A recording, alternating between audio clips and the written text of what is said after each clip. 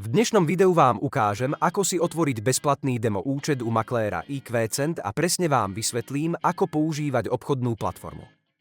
V popise nájdete špeciálny odkaz na makléra, ktorý vám umožní získať bonus za vklad a prístup k neobmedzenému demo účtu. Prejdime k veci. Ak si chcete otvoriť demo účet, stačí kliknúť na odkaz v popise. To vás presmeruje na webovú stránku makléra. Tam si môžete prečítať najdôležitejšie informácie o investičných podmienkach. Najdôležitejšie je, že maklér je regulovaný a môžete začať obchodovať od vkladu $10.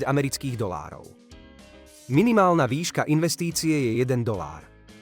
V pravom hornom rohu obrazovky stlačte tlačidlo a zadajte svoju e-mailovú adresu a heslo na otvorenie účtu. Po otvorení účtu budete presmerovaní na obchodnú platformu. Teraz vám v krátkosti poviem, ako to celé funguje. Nájdete tu konfigurátor obchodov, ktorý vám umožní vybrať si čas expirácie, veľkosť investície a smer, ktorým sa podľa vás bude cena vyvíjať. Ak je vaša predpoveď presná, potom za 1 minútu zarobíte až 95%.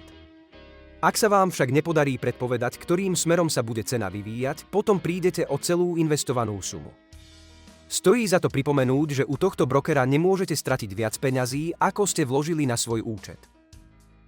Na zvýšenie efektívnosti vašich investícií ponúkajú brokery bezplatné analytické nástroje, ktoré vám umožnia vytvárať stratégie. Tu si môžete vybrať indikátory a upraviť ich parametre. Odporúčam testovať stratégie na demo účte, aby ste sa dobre pripravili a naučili sa konať podľa svojho investičného plánu. Tento broker ponúka aj širokú škálu aktív. Ak máte záujem o obchodovanie s akciami, kryptomenami alebo forexom, potom si tu môžete vybrať aktívum, ktoré vás zaujíma.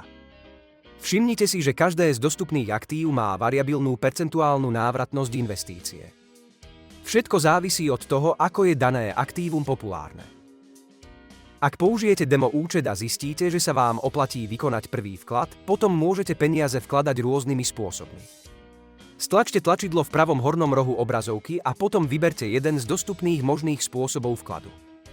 Niektoré spôsoby vkladu budú vyžadovať overenie účtu, zatiaľ čo iné nie. Medzi obľúbené spôsoby vkladu patria kryptomeny a online peňaženky.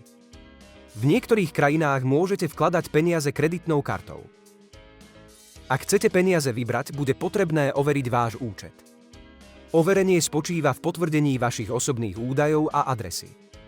Budete musieť poslať fotografiu občianskeho preukazu alebo pasu a potom potvrdiť svoju adresu bydliska účtom za elektrinu alebo zmluvou, na ktorej je uvedená vaša adresa.